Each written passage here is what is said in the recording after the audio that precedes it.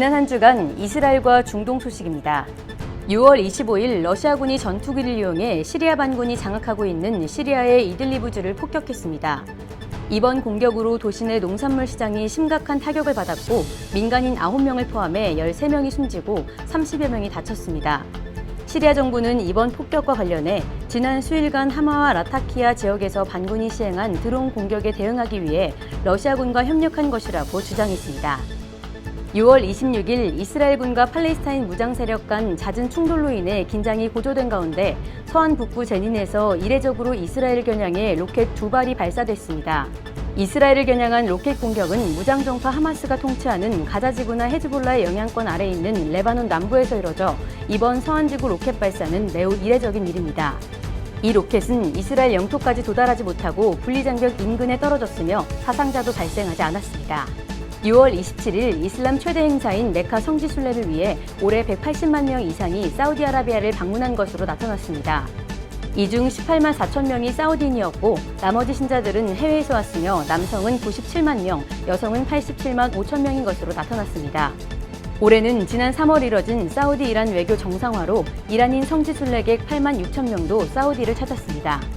6월 28일 베냐민 네타냐후 총리가 월스트리트 저널과의 인터뷰에서 자신이 추진하던 사법개혁에서 가장 논란이 됐던 부분을 철회하려 한다고 밝혔습니다. 네타냐후 총리는 정부와 여당이 추천하는 인사가 법관선정위원회의 다수를 차지하도록 하는 내용을 변경하겠다고 언급했습니다. 월스트리트 저널은 법관선정위원회 관련 조항이 빠졌지만 아직 개편안이 어떤 내용일지는 미지수라며 이 개편안으로 야당의 지지를 얻어낼 가능성은 낮다고 전망했습니다. 2023년 7월 5일자 이스라엘 투데이 시작합니다. 오늘도 역시 이스라엘과 이스라엘을 둘러싼 중동 여러 나라들의 정세와 또 다른 언론에서는 다루지 않는 구체적인 이야기들을 집중적으로 분석해 주실 브레드TV의 중동 전문 분석요원이신 조현영 님과 함께합니다. 어서 오십시오. 예, 안녕하십니까. 오늘 첫 번째 분석 이슈부터 알아보도록 하겠습니다.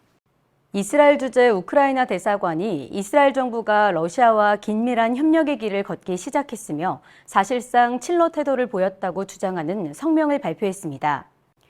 이스라엘 외무부는 이에 대해 예우엔 코르니추크 이스라엘 주재 우크라이나 대사를 초치해 문책할 계획이라고 밝혔는데요. 한편 지난 24일 있었던 바그너 그룹 반란 사태와 관련해 다양한 해석이 난무하고 있는 가운데 이스라엘의 대러시아 정책에 대해 다시 한번 고민해봐야 한다는 의견이 제시되고 있습니다. 지난 6월 22일 베냐민 네타냐후 총리는 이스라엘은 기존 대러시아 정책 기조를 유지한다며 러시아 우크라이나 전쟁에 개입하지 않고 신중한 태도를 유지할 것이라고 강조했습니다. 지난 한 주간은 아무래도 그 러시아의 푸틴을 향해서 반기를 들었다가 지금은 이제 어디론가 사라졌는지 잘 모르는 바그너 그룹의 그 프로고진이 아니었나 싶은데 우선 바그너 그룹 민간 용병 기업이라고 하는데 구체적으로 어떤 조직입니까? 예, 이제 민간 군사업체 PMC라고 하는데요. 총칭 용병 기업이죠. 주로 러시아 지하류 소속 스페츠나츠 출신들이 구성하는 민간 업체입니다.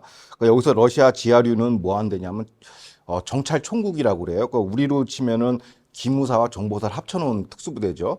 특수부대 요원들인데 이들이 퇴역하고 나서 이제 차린 회사가 바로 이제 바그너라는 그룹입니다. 주로 미션은 뭐냐면 해외 비밀 공작 및 요인 암살 등의 미션을 수행하고 있고요. 그래서 이제 러시아 현행법상 러시아 국토에서는 작전 활동을 할 수가 없어요. 불법이에요. 용병 자체가. 그래서 그러다 보니까 주 활동 무대가 이제 해외에서 벌쳐지는데 우리에게도 익숙한 이제 시리아 내전, 아프리카 내전에 참여해서 석유 시추권, 광물 채우권은 이권으로 챙기고 있습니다. 그리고 사실상 오너가 누구냐면 푸틴이에요. 푸틴이 어떻게 보면 직할 사병이고 여기서 이제 해외에서 작전을 벌이면서 얻은 이제 이권들이 있지 않습니까? 석유 수취권이나 뭐 광물 채우권을 통해서 이제 푸틴의 사금고 통치 자금의 역할을 하고 있습니다. 그래서 요번에 이제 푸틴의 어떻게 보면 프로고진이라는 사람은 이제 바지 사장이죠, 일종의. 근데 그 사람이 요번에 바람을 일으킨 게 이제 화근이 됐습니다. 뭐 어떤 사람은 뭐 숙청될 수도 있다 아니면 그냥 뭐 용서해 줄 수도 있다 뭐 여러 가지 추측이 있던데 어떻게 될 것 같아요, 프로고진? 아무래도 제3국으로 나가지 않을까 싶어요. 그런 용병 그룹이 이 러시아 말고도 또 다른 나라에도 있습니까? 미국도 있고 다 있죠. 아, 그래요? 예. 미국도 있어요? 미국이 제일 큰 시장이죠, 아무래도. 그러니까 이게 왜 그러냐면은 공개적인 활동하기 좀 힘들거나 이럴 때 이제 비정규직전 치를 때는 용병업체를 많이 쓰죠. 기업들이, 그러니까 글로벌 기업들이 많이 이제 고용하기도 합니다. 예를 들어서 시설보나 주로 오일 회사들이나 이런데. 그래서 아무래도 용병 회사 중에 큰 게 이제 가스프롬이라고 러시아 석유 회사도 용병을 또 자체 사병을 보유하고 있는 걸 알고 있습니다. 그런데 이제 앞서 리포트에서도 그 소개를 했습니다마는 이스라엘이 친러 태도를 보였다고 해서 이스라엘 주재 우크라이나 대사가 그런 내용으로 이제 그 성명을 발표했어요. 아무래도 우크라이나 입장에서는 그 이스라엘에 대해서 좀 섭섭하니까 이런 발표를 했는가 본데 발표한 내용이 구체적으로 어떻습니까? 그러니까 이제 우크라이나 대사관 쪽에서는 이제 우크라이나에 대한 방어 수단을 지원하도록 이제 입장을 바꿔라. 우리는 이스라엘이 역사의 오른편에 있기를 기대한다라면서 이제 그러니까 사실상 이제 살상용 군수 지원을 해달라는 거죠. 근데 물론 이스라엘의 기조는 일관적입니다. 우크라이나 입장에서는 친러로 보이겠지만 러우 전쟁의 기조는 우린 중립이다. 무력 불개의 원칙을 준수하고 있다라는 게 기존의 이스라엘 입장이고요. 고로 이제 살상 무기는 공급하지 않겠다라는 겁니다. 근데 여기에 대해서 이제 우크라이나 측이 해석하는 것은 이것을 두고 러시아에 대한 중립은 사실상 친러다라고 간주하고선 이런 주장을 펴고 있습니다. 그럼 이스라엘 정부 입장은 어떻습니까? 그 우크라이나 대사의 이런 발표에 대해서 인정을 하는 편입니까? 이스라엘 같은 경우는 지금 굉장히 열받았죠. 왜냐하면 자국의 이제 전시 정책에 대해서 타국이 뭐 왈가왈부하니까 좀 기분이 안 좋죠. 그래서 강력하게 규탄 성명을 하면서 이스라엘 주재 우크라이나 대사를 초치해서 문책할 계획이라고 하고요. 또 코엔 이스라엘 외무장관은 자국은 우리의 결정은 이미 역사의 오른편을 선택했다. 그러므로 지금도 지속적으로 우크라이나에 인도적 지원을 하고 있다고 반박을 했습니다. 그래서 한마디로 이제 우리는 역사 앞에 한 점 부끄럼 없으니까 헛소리하지 마라. 뭐 이런 얘기죠. 그래도 어쨌든 우크라이나 입장에서는 이스라엘의 입장이 친러 쪽으로 뭐 중립이라고는 하지만 그렇게 느꼈으니까 그렇게 얘기를 했을 텐데 지금 뭐 미국이나 서방 국가들은 러시아 우크라이나 전쟁 상황에서 주로 이제 우크라이나 편을 들고 있습니다. 근데 왜 이스라엘은 이렇게 그 우크라이나가 오해할 만큼 이 친러 성향을 보이고 있는 그런 상황입니까? 그 말씀 답변하기 전에 한 가지만 좀 짚고 넘어가자면은 객관적으로는 중립이 맞아요. 이스라엘 입장이. 그리고 왜 근데 저는 이제 거슬리는 게 뭐냐면 이제 우크라이나의 행태인데 이런 태도를 취한 게 이스라엘만이 그런 건 아니거든요. 인도도 그랬단 말이에요. 인도도 중립을 선택했는데 그 발언의 강도는 뭐 이스라엘이 좀 사이즈가 작아서 그런지 인도한테는 끽소리 못하고 이스라엘한테 좀 강한 발언이 나온 건 좀 사실인 것 같습니다. 그리고 이제 감독님께서 질문하신 친러 성향을 보이는 이유가 뭐냐면 핵심이 이스라엘은 시리아 때문에 그래요. 그러니까 이스라엘은 직접적으로 러시아와 대치하는 사실상 군사 접경국이에요. 어디서? 북부 국경에서요. 이스라엘 북부 국경에서 이제 이스라엘 공군은 러시아 전투기와 상시 대치를 하고 있습니다. 이게 또 유럽하고 좀 달라요. 그러니까 지금 이 서방이라고 하셨는데 서방에서 이제 유럽을 얘기할 때 프랑스, 독일 같은 경우는 중간에 이제 동구권 국가라서 폴란드, 헝가리라는 버퍼존이 있어요. 러시아를 상대하면서. 그러니까 강경 발언이나 무기 지원을 할 수 있지만 이스라엘은 지리적으로 러시아는 멀어져 있지만 사실상 시리아에 러시아 전투기랑 대치를 하고 있기 때문에 이거를 군사 적경국이라고 규정하고 있어요. 이스라엘은. 그러니까 완전히 우리는 적국이기 때문에 공간이 없다 중간에. 고로 러시아를 함부로 이렇게 좀 자극하면 안 된다. 러시아와 영공의 자유를 확보하지 않으면 이스라엘 북부에서 이제 이란 대리설이 준동을 해요. 그러니까 이걸 효과적으로 견제하기 위해서는 러시아하고 어느 정도 영공의 자유를 좀 합의를 맺을 필요가 있습니다. 이게 첫 번째 이유고요. 두 번째, 왜 우크라이나에다가 무기를 지원 안 하냐? 이스라엘이 이제 우크라이나에다 무기를 지원하면은 지난번 보도에 여러 차례 말씀드렸지만 이 무기가 현장에서 노획이 돼요. 그러니까 러시아군한테 넘어간단 말이죠. 그럼 러시아군이 이걸 받아서 자기네들이 쓰는 게 아니라 이거를 또 이란한테 넘깁니다. 그럼 이란한테 받아서 그 리버스 엔진이 다시 이스라엘을 공격하는 무기로 들어오기 때문에 이게 굉장히 좀 심각한 문제죠. 이스라엘 입장에서. 그러니까 무기가 결국 돌고 돌아서 이스라엘로 다시 들어올 수도 있다는 그렇죠. 얘기죠. 러시아랑 이란이랑 친하니까. 그러니까 무기를 이제 잔해를 수거하지 않습니까? 그럼 어떤 기술이 들어가 있고, 이렇게 했구나. 그걸 엔지니어링 해가지고 또 이란이 그걸 가지고 또 드론도 개발하고 여러 가지 그 파해법을 개발하는 거죠. 그래서 함부로 무기를 이렇게 공급하면 안 되는 거거든요. 그리고 또 러시아하고 이란 관계가 가까워지는 걸 이스라엘이 극도로 싫어하고 있죠. 그래서 이걸 어떻게든지 회파를 시켜야 되는데 자꾸 러시아를 자극하면 당연히 안 되죠. 그러니까 마지막으로 또 중요한 게 세 번째 포인트가 뭐냐면 러시아 내에는 다수의 유대인 공동체가 있어요. 그러니까 이스라엘 국가의 최고 우선순위가 뭐냐면 알리아도 있지만은 이제 디아스포라 공동체를 이제 보호해야 되는 사명이 있거든요. 그럼 또 함부로 또 러시아를 자극해가지고 유대인들이 또 현지에서 탄압받으면 골치 아프지 않습니까? 그렇기 때문에 여러 가지 복잡한 속내가 있기 때문에 함부로 러시아를 자극하지 않는 겁니다. 그러니까 이스라엘 국익에는 정확하게 일치하는 거예요. 그래도 어쨌든 그 우크라이나도 그렇고 러시아도 그렇고 이스라엘을 향해서 우리 편이냐 저쪽 편이냐 입장을 분명히 밝혀라라고 요구할 수도 있는데 이런 상황에서 이스라엘도 굉장히 뭐 마음이 복잡할 것 같아요. 우선 뭐 이란 핵 문제 때문에 러시아하고도 멀리할 수도 없고 또 그렇다고 해서 미국하고 이스라엘과의 또 관계를 생각도 해야 되고 지금 말씀하셨던 것처럼 러시아에 있는 유대인들의 입장도 생각해야 되고 또 우크라이나에 있는 유대인들의 입장도 생각해야 되고 보호를 해줘야 되니까 이스라엘의 이 셈법이 굉장히 복잡해질 거는 분명해 보입니다.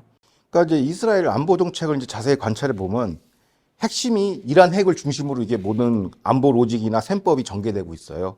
그러니까 좀 더 냉정하게 얘기하면 만약에 좀 냉정하게 보는 겁니다. 조금 야박하지만은 러시아 우크라이나 전쟁에서 러시아가 이겼을 때는 이스라엘에 미치는 데미지가 그렇게 크진 않아요. 냉정하게 보면. 근데 만약에 우크라이나를 포기하거나 푸틴이 약화됐을 때는 오히려 푸틴이 미 바이든 행정부의 협조적으로 자세로 전환돼서 이란 핵 합의에 오히려 우호적으로 나올 수가 있어요. 이건 어떻게 보면 이스라엘한테는 최악의 경우의 수죠. 첫째는 이스라엘은 이란 핵 중심으로 모든 안보 계산을 하고 있다라는 걸 좀 염두에 둘 필요가 있는 것 같습니다. 이번에 그 바그너 그룹의 프로고진의 반란 사태도 이스라엘의 러시아 정책에 영향을 주지 않을까요? 그러니까 반란 사태의 개요를 다시 한번 짚어보면요. 그러니까 이번 사태로 이제 푸틴이 스타일 국인 건 맞아요. 근데 권력 장악력이 떨어졌다는 분석은 조금 동의하기가 힘들어요. 왜냐하면은 요번 반란 미수 사태를 해독하는데 여러 가지 시나리오가 존재합니다. 근데 가장 설득력 몇 가지만 이렇게 꼽아보면은 이 반란 사태가 있기 전에 서방이 이제 우크라이나에서 반격을 준비하고 있다. 러시아에 대한 대반격을 준비했는데 이게 좀 흐지부지 됐나 봐요. 이거를 면피하고자 영국의 MI6와 미 CIA가 개입해서 프로고진 쿠데타 모의를 기획했다는 분석이 제기되고 있어요. 또 서구에서 경제 제재로 몰린 이제 러시아 올리가르키 있지 않습니까? 과두지배 그룹들이 어떻게 보면 돈으로서 이제 프로고진을 이게 매수해가지고 푸틴한테 반기를 좀 들어라라고 사주설도 있고요. 결과론적으로 이제 진입을 러시아까지 하다가 이제 어떻게 보면 동조 세력이 없다 보니까 그냥 하루천하로 그냥 끝나버린 것이죠. 그러니까 좀 이상해요, 문맥이. 그러면은 러시아와 수뇌부 사이의 권력 투쟁이나 이런 갈등은 없느냐라고 했을 때 요번 사태를 통해서 드러나는 게 이제 군부에도 좀 약간 이견 차이가 있는 걸로 보입니다. 소위 얘기해서 러시아 강경파 군 수뇌부는 우크라이나를 지금 압도적인 화력으로 그냥 다 장악해버리자, 초토화시켜버리자라는 주장과 푸틴은 서방과 교섭에 좀 여지를 좀 남겨두자, 협상의 여지를 남겨두면서 나토군이 공식 개입할 때까지 고려해서 러시아 군사력을 좀 보존하자. 그게 무슨 얘기냐면 푸틴은 좀 장기전으로 가자는 것이고 군부는 단숨에 엎어버리자라는 그 노선이 지금 충돌하는 게 이번에 프로고진 반란으로 털어져 나온 것 같습니다. 근데 이럴 상황에서 이스라엘 입장은 어떻게 되느냐가 이제 제일 우리의 관심사 아니겠습니까? 여기서 중요한 거는 현상 유지 정책, 기존의 현상 유지 정책이 가장 합리적이라고 현지 매체에서는 분석하고 있어요. 특히 이제 친 네트냐후 성향 매체에서는 그렇게 얘기하고 있는데, 그러니까 왜냐하면 이스라엘이 러시아 정치권이나 이 권력 다이내믹에 아무런 영향을 행사할 수가 없어요. 그래서 특정 세력에 줄을 대거나 뭐 예를 들어서 뭐 선무 공작을 펼칠 만한 그런 정보력도 없고 영향력도 없는 상태에서 만약에 진짜 푸틴이 실각되면은 푸틴보다 더 극단적인 세력이 장악할 수가 있어요. 더 예측 불가능한 사람. 그러니까 이걸 함부로 건드리면 안 된다는 게 이스라엘의 입장입니다. 그리고 이런 푸틴 악마가 어떻게 보면 서방의 이제 보도인데 그거는 이제 전쟁 중에 있으니까 이제 선무 공작 차원에서 저걸 이제 악으로 규정할 수는 있는데 서구의 일방적인 푸틴 악마 보도와 달리 푸틴은 나름 권력 기반이 강해요.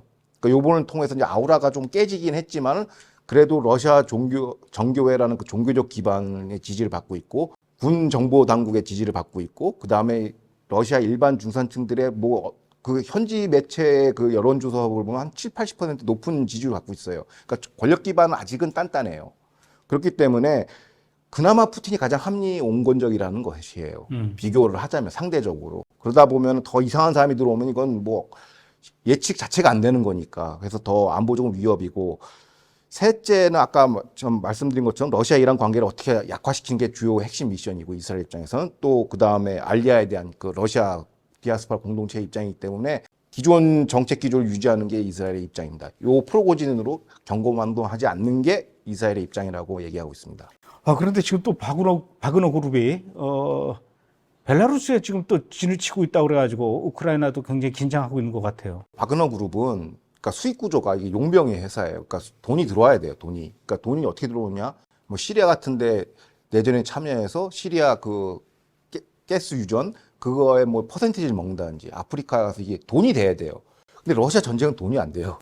왜냐하면 컨트랙터가 프린시플이 정부잖아요. 그 정부가 돈을 줘야 되는데 그 많은 돈을 할 수 없으니까 지금 조치가 뭐냐면은 와그너 그룹의 일반 병력들, 그 중대장급이나 그쪽 그 반란에 참여하지 않은 사람은 다 러시아군으로 편입시키기로 했다는 거예요. 싸게 쓰겠다라는 거죠. 그러니까 돈을 쓰기 싫으니까 이제 약간 그런 맥락이 있어서 일각에서 이걸 이권 싸움이라고 봐요. 왜 계약 얘기를 하더라고요. 왜 돈만 안 되는 이 우크라이나 전쟁에 참여할까? 그래서 국가 간 전쟁에는 용병이 끼어들 틈이 없어요. 그러니까 이런 어떤 대리 세력 같이 이제 좀 특정 이권을 사수하기 위해서는 용병이 좋은데 수익 구조가 창출되니까 이건 수익 구조가 없어요. 바그너 입장에서는. 그 벨라루스라는 동네도 어떻게 보면 푸틴이 약간 어떤 좀 약간 위성국가급이니까 그러니까 이 사람에 대해 배려를 한 거죠. 프로고진이. 왜냐하면 이제 어떻게 보면 과거 이제 푸틴의 측근이었거든요.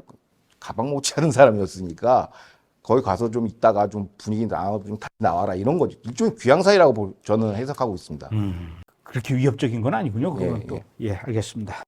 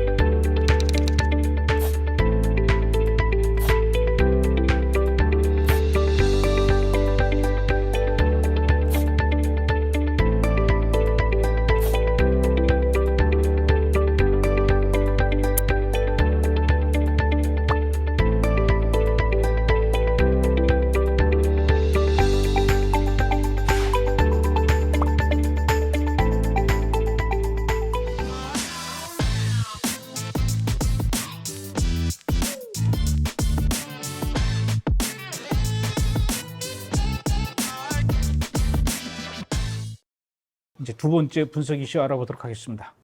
미 바이든 행정부가 네타냐후 총리의 유대 정착촌 확장에 대한 보복 조치로 서한지구와 동예루살렘, 골란고원에서의 이스라엘 미국 과학기술 협력 지원 협정을 파기한다고 발표했습니다.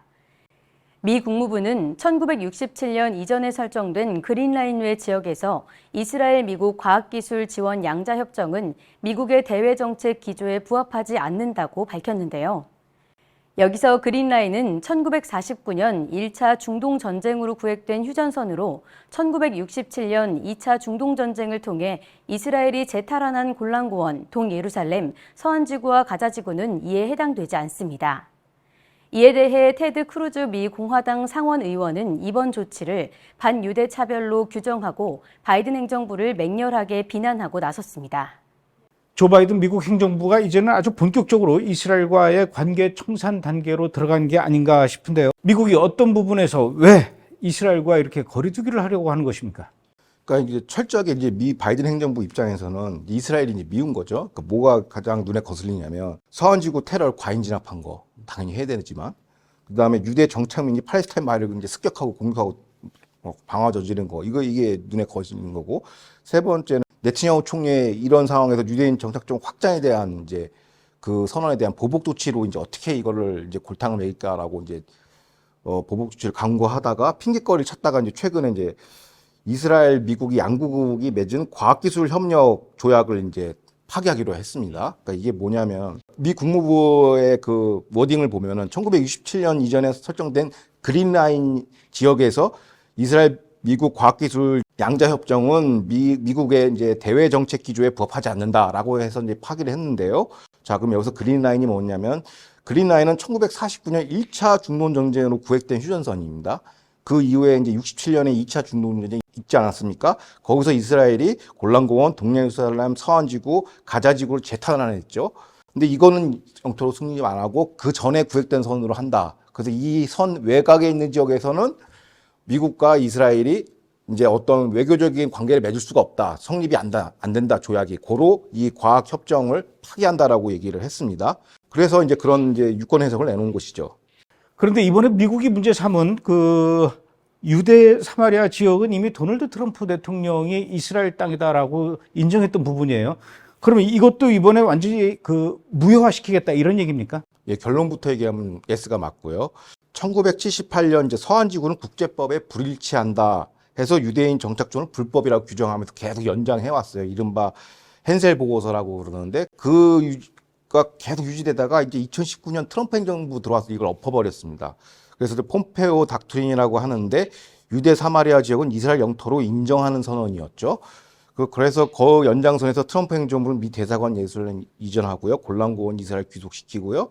그래서 이제 관련 이제 부속 협정과 조약이 체결되었고 그 연장선에서 이 과학 협정이 이제 체결됐는데 이것을 요번에 이제 바이든 행정부가 뒤집어 엎은 것입니다. 아유, 그럼 이제 조 바이든 행정부가 그렇게 또 결정을 했으면 이스라엘 입장에서도 굉장히 곤혹스러울 텐데 이스라엘 정부의 지금 입장은 반응은 어떻습니까? 그러니까 되게 이제 격앙돼 있죠. 그러니까 실제로 이제 미 국무부 공식 문건에서 보면은 이게 좀 반이스라엘 친 팔레스타인 정책 기조를 노골적으로 대놓고 하고 있어요. 바이든 정부에서. 그래서 미 국무부 공식 문건에도 아브라함 협정이라는 표현을 안 쓰고 그냥 중동 안보 합의, 어그리먼트라고 이렇게 애매모호하고 희석된 표현을 많이 쓰고 있거든요. 그래서 코hen 외무장관 여기서 이제 잘못된 조치라고 이제 강하게 성토하고 있고요. 이번 조치로 직격탄을 맞은 게 이제 아리엘 대학이거든요. 왜냐하면 이제 과학 지원금을 못 받으면 이제 끊어져 버렸으니까 그분이 이제 자기 개인 페이스북에다 부총장이 이제 성토하는 글을 올렸죠. 거기서 이제 미 국무부에 만연한 반유대적 이제 BDS 정서를 좀 배격해야 된다. 하면서 여기서 과거 BDS 운동가들이 이제 원산지 근거를 들어서 이제 유대 지역이냐 사마리아 지역이냐에 따라서 서한지구 내 활동하는 이스라엘 기업 혹은 여기에 대한 투자 철회 운동을 지금 미 국무부가 그대로 하고 있다라는 거죠. 그러면서 부총장은 이제 아리엘 대학은 첨단 의학 연구로 팔레스타인 주민의 보건 의료에도 증진에도 기여한다. 그리고 17,000명 정원 중 10%가 알았겠는데 우리가 팔레스타인한테 이렇게 이롭게 하는데 왜 우리를 이제 탄압하냐 이런 식의 이제 성토를 냈고요. 여기에 대해서 이스라엘 정부가 이제 삭감된 지원금 이스라엘 정부가 직접 낸다고 해요. 이제 코hen 외무장관이. 그리고 또 우리 소위 얘기해서 이제 트럼프의 중동 정책을 설계한 당사자들, 핵심 인사들, 대표적으로 이제 프리먼 대사도 있고, 미 공화당 테드 크루즈 상원 의원은 좀 약간 강한 비판을 좀 날렸습니다. 그러니까 대표적으로 중공의 우한 화학 연구소 지원 협력은 옹호하면서 바이든 행정부가 왜 유대인 거주 기준으로 이스라엘 과학 기술 협력을 폐기하냐라고 또 강력한 이제 비판의 날을 이어가고 있습니다. 미국의 이렇게 반이스라엘, 친팔레스타인, 친이란 정책 이거 말고도 또 더 있죠. 그 외에도 이런 이제 연장선에서 이제 후폭풍이 있는 것이죠. 대표적으로 이제 프랑스는 최근에 이제 프랑스 내에서 재외 반이란 시민단체가 집회를 지금 기획하고 있는데, IRGC의 압력에 굴복해서 이 시민단체 집회를 불허했습니다. 프랑스 당국이. 왜 그런가 하니 프랑스 이란 양측 정치범 교환과 맞물려 있어서 요런 이제 반이란 정서를 좀 약간 서프레스했다. 프랑스에서. 근데 최근에 이런 대이란 온공기조, 유럽에서 번지는 온공기조는 미 바이든 행정부가 추진한 임시 핵 합의와 무관치 않다라고 얘기를 하고 있어요. 그동안 유럽은 히잡 시위 탄압을 근거로 IRGC나 이란에 대한 제재를 하려고 했는데 미 바이든 국무부가 개입해서 무산된 전략이 있습니다. 이런 와중에 이란은 핵 관련 기술을 유럽 여러 국가들로부터 불법적으로 탈취했다 이런 얘기가 있습니다. 이건 무슨 얘기입니까? 그러니까 이른바 이란의 산업 스파이가 침투해서 이제 기술을 빼내기 한 건데요. 이제 중동 미디어 연구소에 따르면은 생화학 무기, 생화학 핵 무기, 이제 이른바 대량 살상 무기, 대량 파괴 무기라고 WMD라고 하는 것들에 대한 기술력들을 이제 하나하나 이제 유럽에서 이제 빼먹었다는 건데, 최근 이제 스웨덴 정보 당국의 보고서에 따르면 이란은 스웨덴 첨단 산업 기밀, 핵 기술에 활용된 민수용 핵 기술을 이렇게 빼왔다고 해요.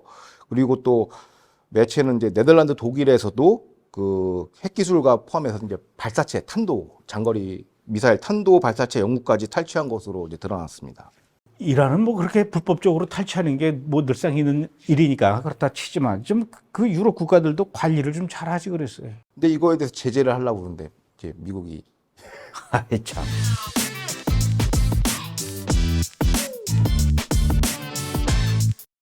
자, 세 번째 분석 이슈도 알아보도록 하겠습니다. 베냐민 네타냐후 총리가 다음 달 중국을 공식 방문합니다. 이스라엘 총리실은 성명을 통해 네타냐후 총리가 초청을 받아 중국을 방문한다며 핵심 우방인 미국과 이 문제에 대해 공유해왔다고 밝혔습니다. 조 바이든 미국 대통령은 네타냐후 총리가 재집권한 지 6개월이 넘은 지금까지도 초청하지 않아 네타냐후 총리의 중국 방문 행보는 예견된 일이라는 분석이 제기되고 있는데요. 네타냐후 총리가 방중하면 이스라엘 팔레스타인 갈등 중재와 관련한 중국의 역할이 주목받을 것으로 보인다고 현지 매체는 설명했습니다. 미국의 조 바이든 대통령이 취임한 지 1년, 그리고 이스라엘의 베냐민 네타냐후 총리가 취임한 지 6개월. 그럼 두 나라 정상이 이제 한 번쯤 만날 만도 했을 텐데 아직까지 만나지 않고 있는데, 네타냐후 총리는 미국보다도 중국을 먼저 방문해서 시진핑을 만나겠다. 아무래도 이것은 그 미국의 조 바이든 대통령과 관계가 소원해지는 그런 배경도 있죠. 네, 그럼요. 왜냐하면 이스라엘의 핵심 우방이고 일본 동맹국인 미국을 방문하는 게 외교 프로토콜상 그게 일반적이죠. 근데 상대 측인 바이든 행정부가 안 만나주니까 뭐 오히려 뭐 기자들한테 이제 사석에서는 이제 네타냐후는 퍼소나 non grata다, 그러니까 외교 기피물이다라고 찍어버렸어요. 그런 상황에서 뭐 그럼 네타냐후 총리가 한없이 기다릴 수는 없죠. 예, 그래서 이제 이번에 그게 가장 크다고 보여집니다. 예전에 오바마 대통령 시절에도 네타냐후 총리가 미국 갔는데 백악관에서 밖에서 뭐 몇 시간을 기다렸다가 겨우 만났는데 10분 만에 오바마가 죄송합니다, 약속이 있어서 나가봐야 되겠습니다 그랬는데 그 약속이 딸하고 저녁 먹는 거였다고 그러더라고요. 한 가지 이제 첨부드리자면 이제 그래도 미국 정치인 중에서 가장 이제 어떻게 보면 정치력이 뛰어나다는 오바마 대통령하고도 쇼 잘한다는 오바마 대통령하고 네타냐후 붙으면 네타냐후가 이겼죠, 사실상 정치 게임에서. 근데 바이든 좀 건강이 좀 안 좋으신 바이든 대통령하고 이제 네타냐후가 만나면은 거의 뭐 이거 네타냐후가 압승이다 보니까 그거를 매치업을 안 시켜주는 것 같아요, 제가 보기에는. 미국과 이스라엘과의 관계가 이렇게 소원해지고 거리두기 하고 있는 거를 이제 중국의 시진핑 주석이 알고, 자, 그러면 이스라엘 우리랑 만납시다 하고 프로포즈를 했을 때 네타냐후가 덥석 잡은 겁니까? 아니면은 원래 걔 만나기로 약속이 돼 있던 예정된 일입니까? 그러니까 이제 네타냐후 총리가 이제 재집권을 했으니까 이제 강대국들을 쫙 한번 순회 방문을 해야 되는 게 맞죠. 그래서 오래전부터 중국의 요청으로 실무 협의 과정을 거쳤다고 해요. 근데 이제 미국 방문에 펜딩되면서 계속 연기되다가 도저히 안 되니까 이제 와서 이제 네타냐후가 방중을 안 할 수 없는 상황까지 몰린 거죠. 그러니까 계속 뭐 외교 스케줄을 해야 되는데, 자기도 이제 외교를 해야 되는데 미국 때문에 다 홀드업 될 수는 없잖아요. 그리고 또 중국 입장에서는 최근 중동에서 이제 중국이 막 영향력 확대하면서 이제 플렉싱을 하고 있죠. 뭐 사우디, 이란에 이어 뭐 이스라엘까지 회담을 성사시키면은 이제 중국 외교 잘하는데 막 이런 소리 듣고 싶으니까 지금 이게 된 거예요. 또 결정적인 건 지지난주에 팔레스타인 수반 아바스하고도 중국을 방문해서 이제 회담을 하다 보니까 이제 이스라엘 입장에서 더 이상 미루기는 좀 힘들 것 같다 해서 성사된 것 같습니다. 그래서 공식 발표한 것 같습니다. 이스라엘과 중국이 가까워지면 아무래도 이제 서로 주고받는 게 많을 텐데, 이스라엘 입장에서 정치적으로 중국한테 얻어낼 수 있는 게 과연 또 뭐가 있을까? 팔레스타인과의 갈등, 이스라엘과 그 팔레스타인 갈등에서 중국의 어떤 역할을 해줄 수 있는 그런 것들을 기대할 수 있을까요? 그러니까 표면적으로, 그러니까 이스라엘 이제 주류 매체를 보면은 뭐 팔레스타인 평화 해법, 영내 문제를 논의한다고 그러고, 중국이 뭐 거기에 이제 또 만약에 이란, 사우디 이게 한 것처럼, 국교 정상한 것처럼 막 엄청난 중재력을 발휘할 거라고 얘기하는데, 실제로 그렇게 될 가능성은 그렇게 크지 않아 보입니다. 그러니까 중국 입장에서는 그냥 이 옵틱이라고 그러죠. 이스라엘 총리와 만나면서 이 장면을 보여주는 게 이제 바이든한테 연맥이는 거지 않습니까? 그 자리 있는 것 자체가 욕이에요. 바이든한테는 거봐, 너네 안 돼. 중동 이제 우리가 큰 형이야. 이걸 보여주고 싶은 거거든요. 근데 정작 중요한 건 네타냐후의 심중인데, 그 또 선수 중에 선수 아닙니까? 특급 선수인데. 네타냐후 머릿속에는 오직 이란 핵 하나밖에 없어요. 팔레스타인 해법 이런 거에 대한 뭐 진전 이런 걸 기대한다기보다는 네타냐후는 시진핑의 외교적 소품으로 전락할 수도 있지만은 그래도 내가 챙길 건 챙기겠다. 그게 바로 뭐냐면 이란 핵이에요. 그러니까 네타냐후 입장에서는 이란 핵 개발에 우호적인 미국보다는 중국과 한번 이제 타진을 하는 건데 총리 입장에서 강력하게 이제 중국한테 얘기를 하는 거죠. 너네 이란 핵 기술 자꾸 제공하면 우리가 가만 안 두겠다. 이거 경고차 하는 거라고 저는 생각이 됩니다. 속내는 겉으로는 어쩔지라도. 어쨌든 시진핑하고 네타냐후가 앉아 있는 그 모습만으로도 이 조 바이든을 연맥이는 거라고 이렇게 표현을 하셨는데 결국은 미국을 더 자극하는 셈이 되지 않을까 싶은데 이러다가 점점 진짜 미국과 이스라엘 돌아올 수 없는 강을 건너는 게 아닌가 싶어요. 근데 이걸 남탓할 수 없는 게 이건 바이든 행정부 책임이에요. 동맹 개판으로 한 거예요. 동맹 관리를. 왜냐하면 현실적으로 미국이 중동 출구 전략을 모색하는 상황에서 중국의 또 영향력을 또 완전히 또 무시할 수는 없거든요. 그 기존의 동맹 질서나 이런 거 고민했을 때 우리나라하고 좀 다릅니다. 이스라엘은. 그리고 또 바이든 행정부는 이미 네타냐후 총리하고 상극이에요. 제가 봤을 때는 또 둘 중에 하나 뭐 바이든이 탄핵을 당하든지 네타냐후가 실각이 되든지 그래야지 끝나는 경기이다 보니까 뭐 미 바이든 국무가 그리는 질서에는 이제 이스라엘이 없으니까 이제 뭐 이스라엘도 이제 독자 행보를 해야죠. 이제 스스로 외교를 해가지고 중국하고 처음 컨택이니까 뭐 카드 맞추는 초기 단계이겠지만 여기서 뭐 유의미한 결과는 없을 것 같고 이 기조가 계속 노정될 것 같습니다. 여기서 걱정되는 게 우리나라는 또 뭐 미국하고 한미동맹이라고 그래가지고 굉장히 끈끈한데 미국과 이 발걸음을 보조를 맞추느라고 또 한국과 이스라엘과의 거리가 멀어지게 되는 건 아닌가 그게 걱정이 되네요. 그러니까 우리나라하고 이스라엘의 관계는 좋아질 일밖에 없죠. 왜냐면 서로 상호 보완적인 거니까. 빅텍은 첨단 기술은 이스라엘 갖고 있고 우리가 약간 대기업이 있으니까 교류가 되는 거고 동아시아에서 대한민국이 차지하는 비중은 조금 커요. 그러다 보니까 대한민국, 일본 없이 중국을 견제할 수가 없단 말이에요. 근데 미국도 이란을 견제하기 위해서는 이스라엘, 사우디가 필요한데 바이든이 반대편으로 넘어가니까 이 사단이 발생하는 거거든요. 그러니까 이건 바이든 잘못이지 네타냐후한테 뭐라고 하면 안 될 것 같습니다. 알겠습니다. 아니 저는 뭐 네타냐후한테 뭐라고 그런 적은 없어요. 아니 그 외신 보도가 그래요. 그래서 브레드 TV에서 이렇게 이스라엘 투데이를 하는 거 아니겠습니까? 예. 오늘은 여기까지 하죠. 예. 고맙습니다. 감사합니다.